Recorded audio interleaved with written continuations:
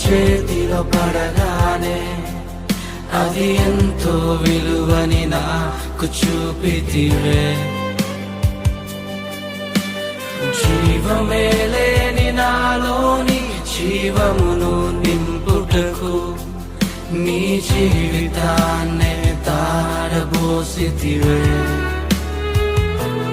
నీది శాశ్వత ప్రేమయ నేను మరచిపోలేనయా. ఎన్ని యుగాలైనా మారదు. ఎండిన ప్రతి మోడును మరలా చిగురించును. నా దేవునికి సమస్తము సాధ్యమే.